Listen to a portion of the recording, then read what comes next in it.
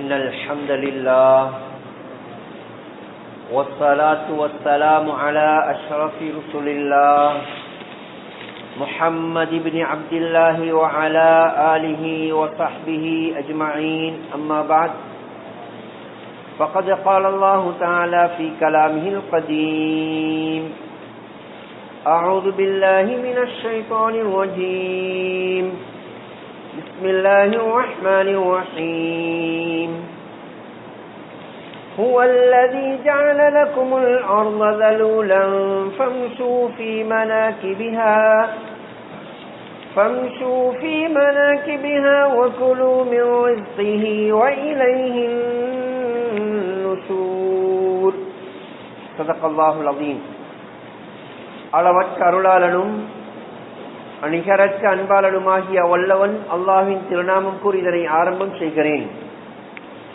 சர்வ புகழும் புகழ்ச்சியும் இவ்வையகத்தை உருவாக்கி வளமளித்து வரும் ஏக வல்லவன் அல்லாஹ்வுக்கே உரித்தாக. அல்ஹம்துலில்லாஹ். அவன் தனித்தவன், இணை துணையற்றவன், வணக்கத்துக்குரியவன் அந்த அல்லாஹு தஆலாவை தவிர வேறு யாரும் இல்லை என்றும் கருணை நபி ஸல்லல்லாஹு அலைஹி வஸல்லம் அவர்கள் அந்த அல்லாஹ்வுடைய உண்மையுள்ள அடியாரும் நன்றியுள்ள திருத்தூதருமாய் இருக்கும் என்றும் உள்ளத்தினால் உறுதி பூண்டு நாவினால் சான்று பார்க்கிறேன். அந்த கருணை நபி ஸல்லல்லாஹு அலைஹி வஸல்லம் அவர்கள் மீதும் அவர்களை பின்பற்றிய உத்தம சஹாபாக்கள், தாபிஊன்கள், தபஉத் தாபீன்கள், கயாமத்து நாள் வரை அந்த நல்லவர்களை பின்பற்றி நடக்கக்கூடியவர்கள் அனைவர் மீதும் வல்லவன் அல்லாஹ் காலமெல்லாம் ஸலவாத்தும் ஸலாமும் சொல்லி அருள்வானாக. அல்லாஹ்வுடைய கடமைகளை நிறைவேற்ற வேண்டும் என்ற ஆவலோடு அவனது இல்லத்திலே இஅ்திகாஃபுடைய நியத்துடன் அமர்ந்திருக்கக்கூடிய இஸ்லாமிய சகோதரர்களே, அன்பர்களே, உலகத்தில் வாழும் காலமெல்லாம் அல்லாஹ்வுடைய கட்டளைகளை ஏற்றி எடுத்து நடக்குமாறும் எவைகளையெல்லாம் கூடாது, பாவமானது என்று கூறி நம்மை தடுத்திருக்கிறானோ அது போன்ற செயல்களிலிருந்து முற்றுமுழுதாக தவிர்ந்து அல்லாஹ்வை பயந்து வாழ்க்கை அமைத்துக் கொள்ளும்படி முதலாவதாக எனக்கும் இரண்டாவதாக உங்களுக்கும் வசியத்தும் நசீஹத்தும் செய்து கொள்கிறேன்.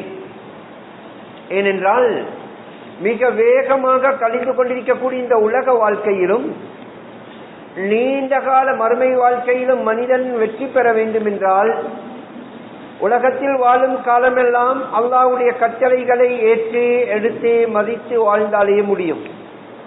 இதற்கு நேர் மாற்றமாக நாம் நினைத்திருக்கக்கூடிய விதத்தில் உலகத்திலே இருக்கக்கூடிய ஆட்சி அதிகாரங்கள், பட்ட படிப்புகள், செல்வ செருக்குகள் எதுவும் பயங்கரங்களும் தண்டனைகளும் நிறைந்த அந்த கியாமத்துடைய நாளையில் எங்களுக்கு எந்த ஒரு பிரயோசனத்தையும் தேடித்தராது என்ற உண்மையையும் இந்த இடத்திலே கூறிக்கொள்ள விரும்புகிறேன்.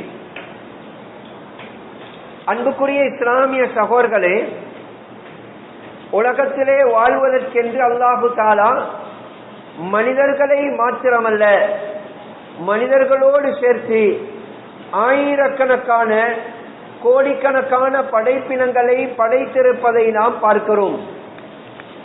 இந்த அனைத்து படைப்பினங்களிலும் உலகத்திலே எதையெல்லாம் உயிரினங்களாக வாழ்கின்றனவோ, கண்ணுக்கு தெரியக்கூடிய, கண்ணுக்கு தெரியாத, கடலிலே தரையிலே என அல்லாஹ் கோடிக்கணக்கான படைப்பினங்களை படைத்து இவைகளுக்கு தேவையான எல்லா விதமான உணவுகளையும் ஆகாரங்களையும் அவைகளுடைய ரிஸ்குகளையும் அல்லாஹ் உலகத்திலே மிக அழகாக ஏற்பாடு செய்து வைத்திருக்கிறான். எந்த அளவுக்கு என்றால் காணலை கட்டிக் கொண்டிருக்கக்கூடிய பாலை வனத்திலே ஊர்ந்து திரியக்கூடிய ஒரு எறும்பாக இருந்தாலும் அதுவும் நீர் இல்லாமல் அல்லது உணவில்லாமல் பட்டினியிலே செத்து மடிய வேண்டும், உணவில்லாமல் மரணிக்க வேண்டும் என்ற ஒரு நிலைப்பாட்டை அல்லாஹ் உலகத்திலே எந்த ஒரு ஜீவராசிக்கும் உருவாக்கவில்லை.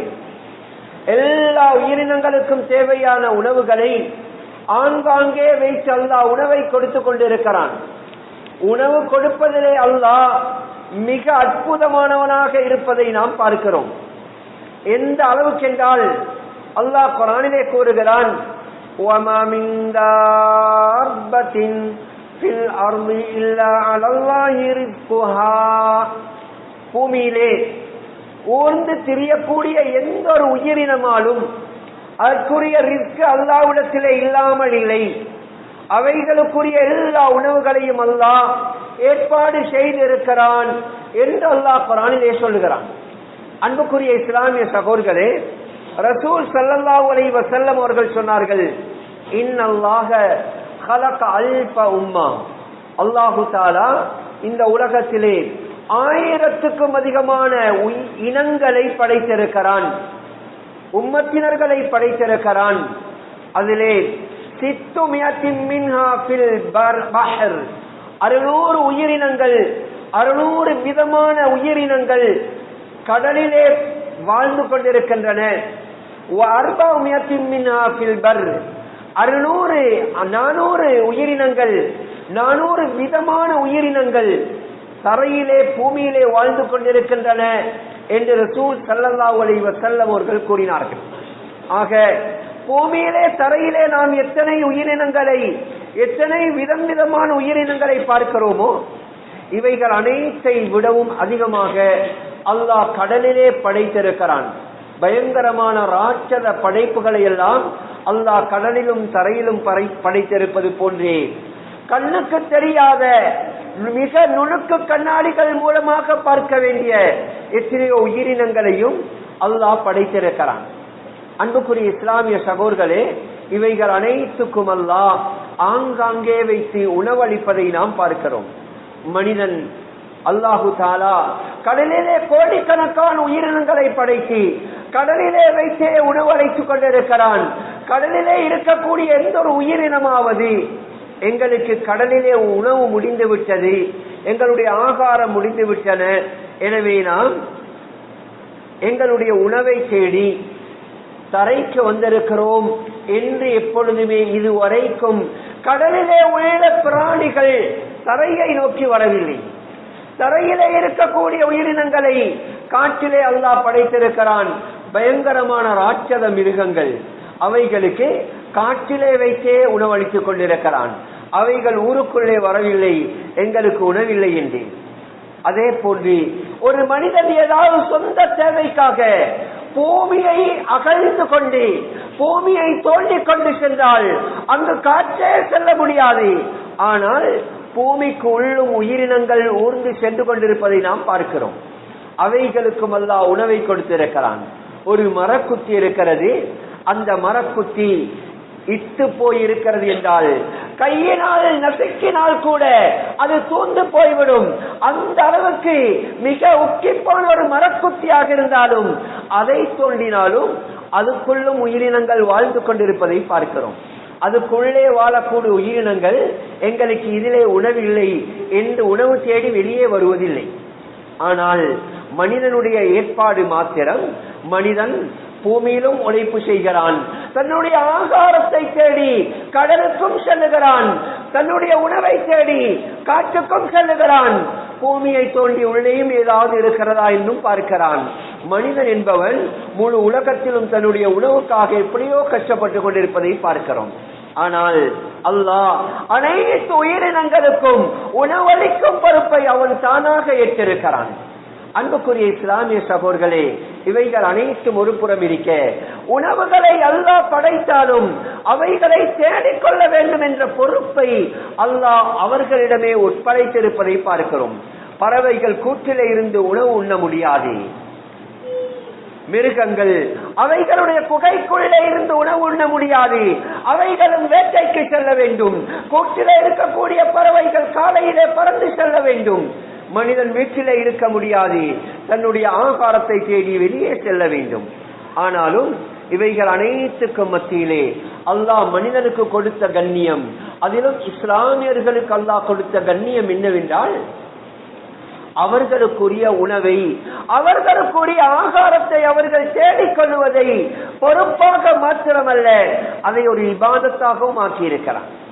மிருகங்கள், பறவைகள் அவைகளுடைய உணவை தேடிக்கொள்வது, அவைகள் வாழ்க்கை நடத்துவதே அன்றாட தொழிலாக இருக்கக்கூடிய நிலைமையில் மனிதர்கள் அவர்களுடைய ஆகாரங்களை தேடிக்கொள்வதை அல்லாஹ் இபாதத்தாகவும் ஆக்கியிருக்கிறார். எந்த அளவுக்கு என்றால், அன்புக்குரிய இஸ்லாமிய சகோதரர்களே, நாம் பள்ளிவாசல்ல இருந்து தொழுது கொண்டு இருக்கிறோம், பள்ளிவாசல்ல இபாதத்து செய்கிறோம், குர்ஆனை எடுத்து குர்ஆன் ஓதுகிறோம், திக்ர் ஸலவாத்துக்களில் ஈடுபடுகிறோம், நோன்பு நோட்கிறோம் என்றால் இவைகள் மாத்திரம் தான் இபாதத் அல்ல. மாற்றமாக தன்னுடைய பொறுப்பில் இருக்கக்கூடிய தன்னுடைய மனைவிக்காக, தன்னுடைய குழந்தைகளுக்காக, வயது சென்ற தன்னுடைய பெற்றோர்களுக்காக, என் தனக்காக உணவை சம்பாதிப்பதை, உணவை தேடுவதை கூட அல்லாஹ் இபாதத்தாக ஆக்கியிருக்கிறார். அது ஒரு மிகப்பெரிய ஒரு இபாதத் என்பதை நாம் உணர வேண்டும். இபாதத் என்பது ஒரு புறம் இருக்க, அன்புக்குரிய இஸ்லாமிய சகோதரர்களே, ஆரம்பத்திலே சொல்லப்பட்ட ஏனைய எல்லா இபாதத்துக்களை விடவும் சிறந்ததாக அல்லாஹ் தொழில் செய்வதை ஆக்கி வைத்திருக்கிறான். ஏனென்றால் சில சந்தர்ப்பங்களில் நாம் செய்யக்கூடிய இபாதத்துக்கள் கூட, நாம் தொழக்கூடிய தொழுகை, நாம் நோக்கக்கூடிய நோன்புகள், நாம் செய்யக்கூடிய சதக்கா தான தர்மங்கள் ஏற்றுக்கொள்ளப்பட வேண்டுமாக இருந்தால் நாம் செய்யக்கூடிய தொழில் ஹலாலாக இருக்க வேண்டும்.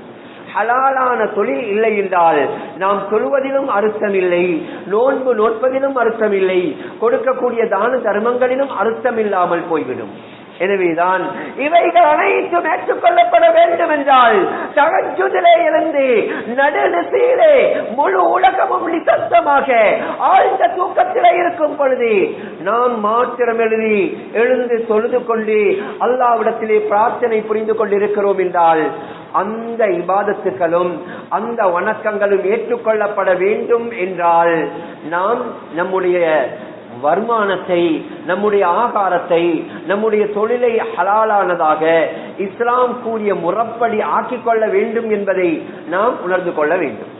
அன்புக்குரிய இஸ்லாமிய சகோதரர்களே, பள்ளிவாசலுக்கு உள்ளே சென்றால் மிகப்பெரிய தீன்தாரிகளாக, பள்ளிவாசலுக்குள்ளே சிறந்த ஒரு இஸ்லாமியனாக இருந்துவிட்டு வெளியே சென்றால் கடை தெருவிலே சென்று தொழில் புரியும் பொழுது இஸ்லாத்துக்கும் நமக்கும் தொடர்பில்லாதவர்களை போன்று நடந்து கொள்வதனால் அதற்கு பின்னால் பள்ளிவாசல்லே வந்து நாம் செய்யக்கூடிய அமல்கள் அங்கீகரிக்கப்பட மாட்டார். எனவேதான் ரசூல் ஸல்லல்லாஹு அலைஹி வஸல்லம் அவர்கள் சொன்னார்கள், தலபு கஸ்பில் ஹலால் ஃபரீலத்துன் பஅதல் ஃபரீலா. ஹலாலான உணவுகளை தேடிக்கொள்வது தொழுகை போன்ற கட்டாய கடமைகளுக்கு பின்னால் இருக்கக்கூடிய கடமை என்று ரசூல் ஸல்லல்லாஹு அலைஹி வஸல்லம் சொன்னார்கள். எனவே ஒரு மனிதன் காலையில இருந்து தொழிலுக்காக செல்லுகிறான், வியாபாரத்துக்காக செல்லுகிறான், கடை தெருவுக்கு செல்கிறான் என்றால் அதுவும் ஒரு இபாதத்துக்காக செல்லுகிறான் என்பதை நாம் உணர வேண்டும். பள்ளிவாசலுக்குள்ளே வந்து எவ்வளவு பக்குவமாக தொழுகையை நடத்துகிறோமோ அதை விட பக்குவமாக எங்களுடைய வியாபாரங்கள், எங்களுடைய கொடுக்கல் வாங்கல் இருக்க வேண்டும் என்று இஸ்லாம் வலியுறுத்தி கொண்டிருக்கிறது. அன்புக்குரிய இஸ்லாமிய சகோதரர்களே, உலகத்திலே எந்த ஒரு மனிதனும் இன்னொருவனுடைய தயவை எதிர்பார்த்து, மற்றவர்களுடைய உதவிகளை எதிர்பார்த்து வாழ்வதை இஸ்லாம் வரவேற்கவில்லை. இஸ்லாம் வெறுக்கிறது, மற்றவரிடத்திலே இருக்கிறது. என்னுடைய குடும்பம் என்றால் நல்ல குடும்பமாக இருக்கிறது, குடும்பத்திலே உள்ளவர்கள் வசதியாக இருக்கிறார்கள், என்ன செய்ய எனக்கு தான் யாரும் தருவதில்லை என்று அங்கலாய்ப்பதை இஸ்லாம் விரும்பவில்லை. அவர்களை போன்று நீயும் தொழில் செய்ய வேண்டும், அவர்களை போன்று நீயும் சம்பாத்தியம் செய்ய வேண்டும். அவர்களிடத்தில் இருக்கிறது, அவர்கள் தரவில்லை என்று குறை சொல்வது உண்மையான ஒரு இஸ்லாமியனுக்கு அது அழகாக இருக்காது. அவர்கள் எவ்வாறு சம்பாதிக்கிறார்களோ, அவர்கள் எவ்வாறு தான தர்மம் செய்கிறார்களோ அதே போன்று நாமும் சம்பாதிக்க வேண்டும், நாமும் தான தர்மம் செய்ய வேண்டும் என்ற ஆசை வைப்பது தான் உண்மையான ஒரு இஸ்லாமியனுடைய பண்பாக இருக்கிறது. அன்புக்குரிய இஸ்லாமிய சகோதரர்களே, எனவேதான் அல்லாஹு தாலா உலகத்திலே வாழ்ந்த நபிமார்களை கூட இன்னொருவருடைய தயவிலே வாழ்வதை அல்லாஹ் விரும்பவில்லை. எல்லா நபிமார்களும் தொழில் செய்து குடும்பம் நடத்த வேண்டும், தொழில் செய்து வாழ்க்கை நடத்த வேண்டும் என்று அல்லாஹ் நபிமார்களுக்கும் பணித்தான், நபிமார்களுக்கும் தொழில்களை கற்றுக் கொடுத்தான். எந்த அளவுக்கு என்றால் உலகத்திலே வாழ்ந்த எல்லா நபிமார்களும் தனக்கென ஒரு தொழிலை செய்துதான் உலகத்திலே வாழ்ந்திருக்கிறார்கள். பைத்துல் மாலிலே இருந்து, பொது நிதியிலே இருந்து தன்னுடைய பணத்தை எடுத்து உலகத்திலே குடும்பம் நடத்திய வரலாறு இல்லை. அன்புக்குரிய இஸ்லாமிய சகோதரர்களே, ஹஜ்ரத் ஆதம் அலைஹிஸ்ஸலாம் உலகத்திலே ஒரு சிறந்த விவசாயியாக இருந்தார்கள். ஹஜ்ரத் நூஹ் அலைஹிஸ்ஸலாம் மர வேலை செய்யக்கூடிய ஒரு கார்பெண்டராக இருந்தார்கள். ஹஜ்ரத் இப்ராஹிம் அலைஹிஸ்ஸலாம் ஒரே நேரத்திலே விவசாயியாகவும் இருந்தார்கள். அதே நேரத்தில் கட்டுமானம் கட்டக்கூடிய ஒரு மேசனாக, ஒரு கொத்தனாராக வாழ்ந்தார்கள் என்று வரலாறு சொல்கிறது. ஹஜ்ரத் இத்ரீஸ் அலைஹிஸ்ஸலாம் ஒரு தையல்காரராக, ஹஜ்ரத் ஜக்கரியா அலைஹிஸ்ஸலாம் ஒரு வியாபாரியாக, ஹஜ்ரத் மூசா அலைஹிஸ்ஸலாம் ஒரு இடையராக, ஹஜ்ரத் சுலைமான் அலைஹிஸ்ஸலாம் ஒரு ஆட்சியாளராக, அரசராக, ஹஜ்ரத் யூசுப் அலைஹிஸ்ஸலாம் ஒரு மந்திரியாக, சமூகத்துக்கு சேவை செய்யக்கூடிய ஒரு அமைச்சராக, இவ்வாறு உலகத்திலே வாழ்ந்த எல்லா நபிமார்களும் தனக்கென ஒரு தொழில் செய்தார்கள். ஏன் ஹஜ்ரத் ரசூல் ஸல்லல்லாஹு அலைஹி வஸல்லம் அவர்கள் கூட தன்னுடைய சிறிய பிராயத்தில் அவர்களுக்கு ஒரு தொழில் தேவையில்லை. அவர்களை தன்னுடைய சிறிய தந்தை அபூ தாலிப் பொறுப்பேற்றிருந்தார். இருந்தாலும் தன்னுடைய சாட்சாவிடத்திலே, சிறிய தந்தையிடத்திலே நான் வாழ்ந்தாலும் அவருடைய தயவிலே வாழக்கூடாது என்று சிறு வயதிலேயே கூலி தொழில் செய்தார்கள் என்று வரலாறு வருகிறது. ஆடுகளை மேய்க்கக்கூடிய ஹதீஸ்களிலே வருகிறது. மக்காவாசிகளுடைய ஆடுகளை எடுத்துக்கொண்டு சென்று கூலிக்காக அஜ்யான் என்ற பகுதியிலே ஆடு மேய்த்தார்கள் என்று வரலாறு சொல்கிறது. வாலிப பருவத்தை எட்டிய பொழுது ஹதீஜா ரலியல்லாஹு தஆலா அன்ஹா அவர்களுடைய பொருட்களை எடுத்துக்கொண்டு சென்று சிரியாவிலே சென்று வியாபாரம் செய்த மிகப்பெரிய ஒரு வியாபாரியாக இருந்தார்கள். அன்புக்குரிய இஸ்லாமிய சகோதரர்களே, அதே போன்று மதீனாவிலே சென்றதன் பின்னால் தன்னுடைய ஜிஹாதின் மூலமாக கிடைக்கக்கூடிய கனிமத்தின் மூலமாக வாழ்க்கையை ஓட்டினார்கள். ரசூல் ஸல்லல்லாஹு அலைஹி வஸல்லம் அவர்கள் அடிக்கடி சொல்வார்கள், அல்லாஹு தஆலா என்னுடைய ரிஸ்கை என்னுடைய வாழ் முனையிலே வைத்திருக்கிறான் என்று கூறுவார்கள். தொழில் செய்து வாழ்க்கை நடத்தினார்கள். எந்த அளவுக்கு என்றால் நபிமார்கள் அவர்களுடைய தொழில்தான் அவர்களுடைய தீனுடைய உழைப்புக்கும் காரணமாக இருந்தது. அல்லாஹு தஆலா இப்ராஹிம் அலைஹிஸ்ஸலாம் அவர்களிடத்திலே சொன்னான், இப்ராஹிம், எங்களுடைய ஒரு இறை இல்லம் இருக்கிறது மக்கா முக்கர்ரமாவிலே, அதை நீங்கள் புனர் நிர்மாணம் செய்ய வேண்டும், அதை நீங்கள் கட்ட வேண்டும் என்று கூறிய பொழுது அவர்கள் இன்னொருத்தரை தேடிக்கொண்டிருக்கவில்லை. ஏன், அவருடைய தொழிலே கட்டுமான பணிதான். எனவே மகனுடைய துணையோடு அவர்கள் காபத்துல்லாவை கட்டினார்கள் என்று வரலாறு சொல்லுகிறது. எனவே தன்னுடைய தொழிலும் தன்னுடைய தீனுக்கு உதவியாக இருந்தது. ஹஜ்ரத் நூஹ் அலைஹிஸ்ஸலாம் அவர்களிடத்திலே வெள்ளம் வரப்போகிறது, கப்பலை நிர்மாணியுங்கள் என்று சொன்ன பொழுது இன்னொருவரிடத்திலே சென்று கப்பல் கட்டி தரும்படி சொல்லவில்லை. அவர்களே தானாக கப்பலை அமைத்தார்கள். ஏன், அவர்களுடைய தொழிலே ஒரு தச்சானாக, ஒரு காப்பஞ்சராகத்தான் அவர்கள் உலகத்திலே தொழில் புரிந்தார்கள். அன்புக்குரிய இஸ்லாமிய சகோதரர்களே, அல்லாஹ் குர்ஆனிலே கூறுகிறான், ஹஜ்ரத் தாவூத் அலைஹிஸ்ஸலாம் அவர்கள் ஆரம்பத்திலே தொழில் இல்லாமல் இருந்தார்கள். அல்லாஹ் அவர்களுக்கு தொழிலை பரிசு கொடுத்தான். குர்ஆன் சொல்லுகிறது, வஅலன்னா லஹுல் ஹதீத், அவருக்கு நாம் இரும்பை வசப்படுத்தி கொடுத்தோம். அதுவரைக்கும் இரும்பால் என்ன செய்ய முடியும் என்று மக்களுக்கு தெரியாமல் இருந்தது. முதலாக உலகத்திலே இரும்பை உருக்கி அதனால் ஆயுதங்கள் செய்தது, தளவாடங்களை செய்தது முதலாக ஹஜ்ரத் தாவூத் அலைஹிஸ்ஸலாம். கையினால் உழைத்து உண்ணக்கூடியவர்களாக இருந்தார்கள். ரசூல் ஸல்லல்லாஹு அலைஹி வஸல்லம் அவர்கள் கூறினார்கள், மா அகல அஹதுன் தாமன் கத்து கைரன் மின் அய்யாகுல மின் அமல் யதை வ இன்ன நபியல்லாஹி தாவூத் கான யாகுலு மின் அமல் யதை. அல்லாஹ் மீது சத்தியமாக உலகத்திலே யாருமே தன்னுடைய கரத்தினால் உழைத்து சாப்பிடுவதை விட சிறந்த ஆகாரத்தை யாருக்கும் சாப்பிட முடியாது. தன்னுடைய கரத்தினால் உழைத்து தான் சாப்பிட வேண்டும், அதுதான் சிறந்தது. அல்லாஹ்வுடைய நபி தாவூத் அலைஹிஸ்ஸலாம் அவர்கள் கூட உழைத்து சாப்பிட்டார்கள் என்று ரசூல் ஸல்லல்லாஹு அலைஹி வஸல்லம் கூறினார்கள். அன்புக்குரிய இஸ்லாமிய சகோதரர்களே, ரசூல் ஸல்லல்லாஹு அலைஹி வஸல்லம் அவர்களுடைய தொழில் வாழ்க்கையை மதீனாவிலே வெற்றிக்கு மேல் வெற்றி கிடைத்துக் கொண்டிருந்த அந்த உயர்ந்த காலத்திலே கூட ஆரம்ப காலத்தை மறக்கவில்லை. ஒருமுறை மதீனாவில் இருந்த சஹாபாக்களோடு ரசூல் ஸல்லல்லாஹு அலைஹி வஸல்லம் காளான்களை பிடுங்கிக் கொண்டிருந்தார்கள். அப்பொழுது சஹாபாக்களை பார்த்து சொன்னார்கள், இந்த எல்லா காளான்களும் சிறந்ததல்ல, அதிலே இந்த விதமான காளான் தான் சிறந்தது, அதை தேடி பிடுங்குங்கள் என்று சொன்ன பொழுது சஹாபாக்களுக்கு ஆச்சரியமாக இருந்தது. யா ரசூலல்லாஹ், எல்லா அறிவும் அல்லாஹ் உங்களுக்கு தந்திருக்கிறான், இந்த காளானை பற்றி அறிவு கூட உங்களிடத்தில் இருக்கிறதா? அதை பற்றியும் தெரியுமா? அது இடையர்களுக்கு அல்லவா, காற்றிலே வாழக்கூடியவர்களுக்கு அல்லவா தெரியும், உங்களுக்கு எப்படி தெரியும் என்று கேட்ட பொழுது ரசூல் ஸல்லல்லாஹு அலைஹி வஸல்லம் சொன்னார்கள், மா பஅஸல்லாஹு நபியன் இல்லா ரஆ கனமா. அல்லாஹ் உலகத்திலே எந்த ஒரு மனிதனை நபியாக அனுப்புவதாக இருந்தாலும் எல்லா நபிமார்களையும் ஆடு மேய்க்க செய்திருக்கிறான் என்று சொன்ன பொழுது, அல்லாஹ்வுடைய தூதரே, நீங்களும் ஆடு மேய்த்திருக்கிறீர்களா என்று கேட்ட பொழுது ரசூல் ஸல்லல்லாஹு அலைஹி வஸல்லம் சொன்னார்கள், நஅம் குன்து அர்ஆஹா லி அஹ்லி மக்கத்த பில் கராரி. சில கீராத் உணவு கூலிக்காக மக்காவாசிகளுக்கு நான் ஆடு மேய்த்திருக்கிறேன் என்று கூறுவார்கள். அந்த அளவுக்கு தொழில் செய்வது என்பது, கூலி தொழில் என்பது அதுவும் சிறந்தது தான். மற்றவர்களுடைய தயவை எதிர்பார்ப்பதை விட, மற்றவர்களுடைய கை நீட்டுவதை விட கூலி தொழில் செய்தாவது தன்னை பாதுகாப்பது, தன்னுடைய குடும்பத்தை பாதுகாப்பது கௌரவமான செயல் என்று இஸ்லாம் சொல்லுகிறது. அன்புக்குரிய இஸ்லாமிய சகோதரர்களே, இருந்தாலும் நாம் செய்யக்கூடிய தொழில், நாம் செய்யக்கூடிய வியாபாரம் எதுவாக இருந்தாலும் இவைகள் ஹலாலானதாக இருக்க வேண்டும். வெறுமனே பணம் ஈட்டுவது, வெறுமனே பொருளாதாரத்தை அடைவது, வெறுமனே பொருளீட்டுவது இதுதான் நம்முடைய இலக்காக இருக்கக்கூடாது. இஸ்லாமியர்கள் என்ற ரீதியிலே எதை செய்தாலும் அல்லாஹ்வுடைய பொருத்தத்தை நாடி செய்ய வேண்டும்.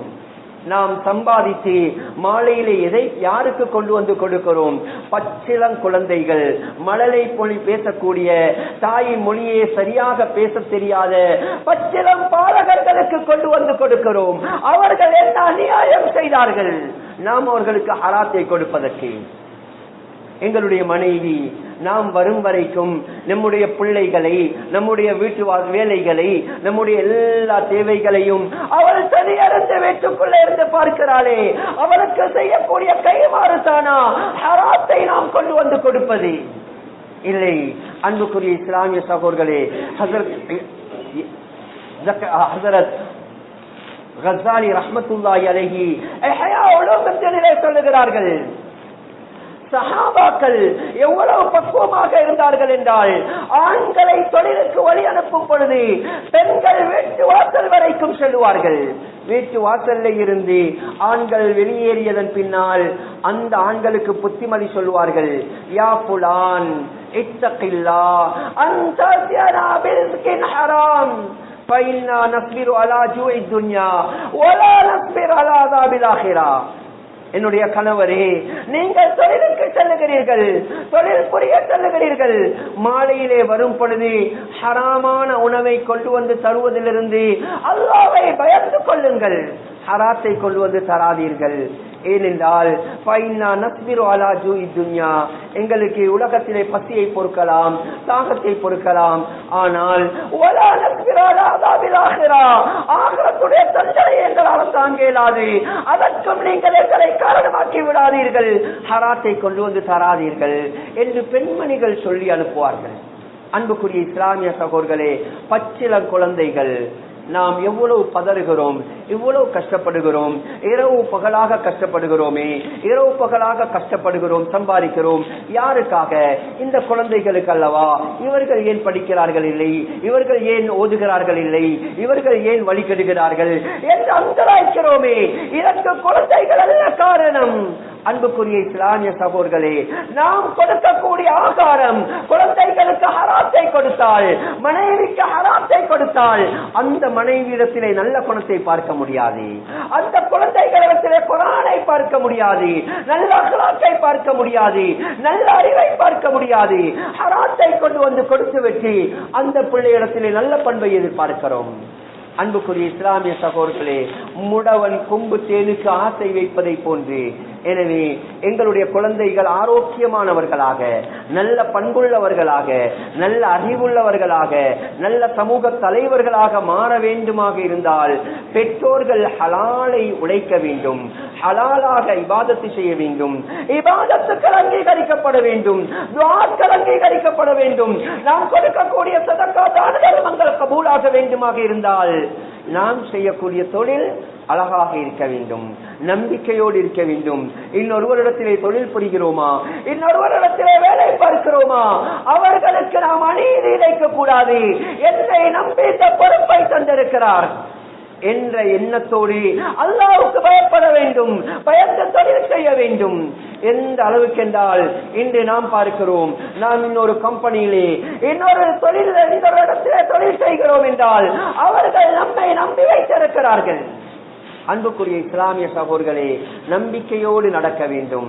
எந்த அளவுக்கு என்றால் ஹதீஸிலே வருகிறது, ரசூல் ஸல்லல்லாஹு அலைஹி வஸல்லம் அவர்களுடைய காலத்திலே உர்வத்துல் பாரிகி ரலியல்லாஹு தஆலா அன்ஹு என்ற ஒரு சஹாபி அவர்கள் சொல்லுகிறார்கள், ஒரு முறை ரசூல் ஸல்லல்லாஹு அலைஹி வஸல்லம் அவர்கள் எனக்கு ஒரு தீனார் பணம் தந்தார்கள், தங்க காசு தந்தார்கள்.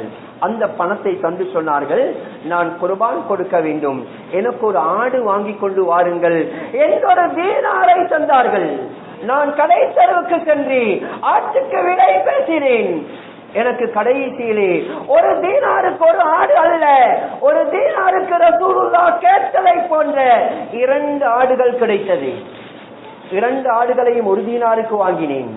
வாங்கி நான் அந்த 2 ஆடுகளில் ஒரு ஆட்டை ஒரு தீனாருக்கு விட்டேன்.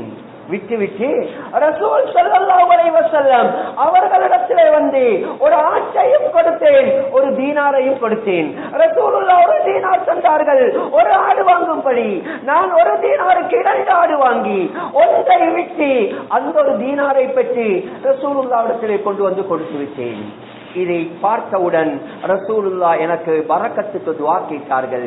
எந்த அளவுக்கு என்றால் ஷாம் தேசத்திலே நான் இருக்கும் வரைக்கும் மண்ணை தொட்டாலும் அது தங்கமாக மாறும், அல்லாஹ் வாழ்க்கையிலே பரக்கத் செய்தான் என்று உர்வத்துல் பாரிகி ரலியல்லாஹு தஆலா சொல்லுகிறார்கள். இந்த நிலையிலே நாம இருந்தால் என்ன செய்வோம்? எங்களுக்கு ஒரு தீனாருக்கு அவர் ஒரு ஆடு வாங்கி கொண்டு வர சொன்னார், 2 வாங்கினேன், அது ஒன்று என்னுடைய கெட்டித்தனத்தால் செய்தது, எனவே அது எனக்குரியது, இது உங்களுக்குரியது என்று நாமே நமக்கு பத்துவா கொடுத்து விடுவோம், நாமே நமக்கு தீர்ப்பு வழங்கி விடுவோம். இது அல்ல நம்பிக்கை. அவருடைய பணத்தை கொண்டு சம்பாதித்தால் அது அவருடையது, அவருக்காக வாங்கியது. இதுதான் வாழ்க்கையிலே பரக்கத். எனவே அன்புக்குரிய இஸ்லாமிய சகோதரர்களே, இன்று நாம் என்ன செய்கிறோம்? இன்னொரு இடத்திலே நம்பிக்கையாக வேலை பார்த்தால் கூட சற்று காலத்திலே நாம் முதலாளிகளாக மாறிவிடுகிறோம். நமக்கு தொழில் தந்தவர்கள் நம்மிடத்திலே வேலை பார்க்கும் அளவுக்கு அனைத்தையும் இழந்து ரோட்டுக்கு மாறும் நிலைக்கு, தெருவிலே இறங்கும் நிலைக்கு தான் நம்மால் மற்றவர்கள் மாறுகிறார்கள். எனவே நம்பிக்கையோடு இருக்க வேண்டும். இபாதத் என்பது தக்பீர் கட்டினால் மாத்திரமல்ல, பள்ளிவாசலுக்குள்ளே மாத்திரமல்ல. இறையச்சம் என்பது கடை தெருவில் இருந்தாலும் இபாதத்து செய்யலாம், அதுவும் ஒரு வணக்கம் என்பதை நாம் உணர வேண்டும். ஹலாலானவைகளை உணவு குழந்தைகளுக்கு, மனைவி மக்களுக்கு கொடுக்க வேண்டும். எந்த அளவுக்கு என்றால் அன்புக்குரிய இஸ்லாமிய சகோதரர்களே, வரலாறிலே வருகிறது, அஹ்மத் இப்னு ஹம்பல் ரஹ்மத்துல்லாஹி அலைஹி உலகத்திலே மிகச்சிறந்த ஒரு அறிஞர், மிகப்பெரிய ஒரு அறிவாளி. 4 மதுகபிலே ஒரு மதுகபை அமைத்த ஒரு மதுகபுடைய ஸ்தாபகர்களாக இருந்தார்கள். எவ்வளவு பக்குவம் என்றால் அவர்களுடைய மகன், அவர்கள் மிகப்பெரிய ஒரு அறிவாளி, அவர்களும் எவ்வளவு பக்குவம் என்றால் சமூகத்துடைய காதியாக, ஒரு காதியாராக இமாம் அஹ்மத் இப்னு ஹம்பல் ரஹ்மத்துல்லாஹி அலைஹி அவர்களுடைய மகன் இருந்தார்கள். அவர்கள் எவ்வளவு இறையச்சம் என்றால் இரவு நேரத்திலே வீட்டிலே உறங்க மாட்டார்கள். அவருடைய விருப்பை வீட்டுக்கு வெளியே போட்டு வெளியே தூங்கிக் கொள்வார்கள். ஏன் இவ்வாறு வெளியே படுக்கிறீர்கள் என்று கேட்டால் அவர்கள் சொல்லுவார்கள், இந்த சமூகம் என்னை காதியாக நியமித்திருக்கிறார்கள், நீதிபதியாக நியமித்திருக்கிறார்கள், மக்களுக்கு பிரச்சினை பகல் நேரத்திலே தான் வரும் என்ற நியாயம் கிடையாது, மாற்றமாக இரவு நேரத்திலும் அவர்களுக்கு பிரச்சனை ஏற்படலாம். எப்பொழுது அவர்கள் பிரச்சனை ஏற்பட்டாலும் என்னை தேடினால் அவர்களுக்கு முன்னால் நான் இருக்க வேண்டும், எனவேதான் நான் வெளியே படுக்கிறேன் என்று அவர்கள் மிக இரையச்சத்தோடு இரவு நேரத்திலே வீட்டுக்குள்ளே தூங்காமல் பயபக்தியோடு வாழ்ந்த மிகப்பெரிய ஒரு காவி. ஆனாலும் அவருடைய தந்தை எவ்வளவு பக்குவமானவர்கள் என்றால், ஒரு முறை வெளியே சென்றிருந்தார்கள். வீட்டிலே இருந்த பெண்மணிகள் ரொட்டி சுடுவதற்காக மாவு இருந்தது, ஆனால் அதை புளிய வைப்பதற்காக வேண்டி கொஞ்சம் ஒரு பொருள் தேவைப்பட்டது. அதை தேடி பார்த்தார்கள், கிடைக்கவில்லை. பக்கத்திலே மகனுடைய வீடு இருந்தது, மகனுடைய வீட்டிலே அதை வாங்கி கொண்டு வந்து மாவை குழைத்து ரொட்டி சுட்டார்கள். இமாம் அவர்கள் வந்து பார்த்தால் வீடிலே மணக்கிறது, ரொட்டி தயாராக இருக்கிறது, ரொட்டி சாப்பிட வேண்டும் என்று அழைக்கப்பட்ட பொழுது கேட்டார்கள், மாவு வாங்குவதற்கு ஹமீரா என்ற அந்த புளிப்பு பொருட்கள் இருக்கவில்லையே, ரொட்டி சுடுவதற்கு எவ்வாறு ரொட்டி சுட்டீர்கள் என்றார்கள். பெண்கள் சொன்னார்கள், பக்கத்திலே மகனுடைய வீட்டிலே இருந்தது, அதை வாங்கித்தான் ரொட்டி சுட்டோம் என்று சொன்ன பொழுது இமாம் அவர்கள் சொல்லுகிறார்கள், அல்லாஹ் மீது ஆணையாக நான் இந்த ரொட்டியை சாப்பிட மாட்டேன். என்னுடைய மகன் காதியாக இருக்கிறார், காதிமார்களுடைய பழக்கம் லஞ்சம் எடுப்பது, என்னுடைய மகனை நம்பிக்கை இல்லை, அவனும் லஞ்சம் எடுத்திருப்பானோ என்ற பயம் எனக்காக இருக்கிறது, அதனால் சாப்பிட மாட்டேன் என்றார்கள். அன்புக்குரிய இஸ்லாமிய சகோதரர்களே, உடனே வீட்டில் இருந்த பெண்களும் இமாம் அவர்கள் சாப்பிடாத ரொட்டி எங்களுக்கு வேண்டாம் என்றார்கள். வீட்டிலே ரொட்டி தயாராக இருக்கிறது, என்ன செய்ய, இதை ஏழைகளுக்கு கொடுக்கட்டுமா என்று இமாம் அவர்களிடத்தில் கேட்ட பொழுது சொன்னார்கள், ஏழைகளுக்கு கொடுங்கள், பிரச்சனை இல்லை, ஆனால் அவர்கள் காரணத்தை கேட்டால் மறைக்க வேண்டாம், சொல்லிக் கொடுங்கள் என்றார்கள். இந்த ரொட்டி அனைத்தும் ஊரிலே இருந்த ஏழைகளுக்கு கொடுக்கப்பட்டது. அன்புக்குரிய இஸ்லாமிய சகோதரர்களே, ஆச்சரியம் என்னவென்றால் அந்த ஊரிலே இருந்த ஏழைகள் யாசகர்கள் கேட்டார்கள், இவ்வளவு ரொட்டி எதற்காக எங்களுக்கு தருவீர்கள் என்று கேட்ட பொழுது, இல்லை, இமாம் அவர்கள் சந்தேகத்தினால் சாப்பிடவில்லை, அதனால் நாங்களும் சாப்பிட மறுத்தோம், அதை உங்களுக்கு தருகிறோம் என்று கூறிய பொழுது என்ன ஆச்சரியம், அந்த ஊரிலே இருந்த அனைத்து ஏழைகளும் சொன்னார்கள், அல்லாஹ் மீது சத்தியமாக இமாம் அவர்கள் சாப்பிடாத ரொட்டியை நாம் சாப்பிட மாட்டோம் என்றார். என்ன செய்ய, ரொட்டி தயார்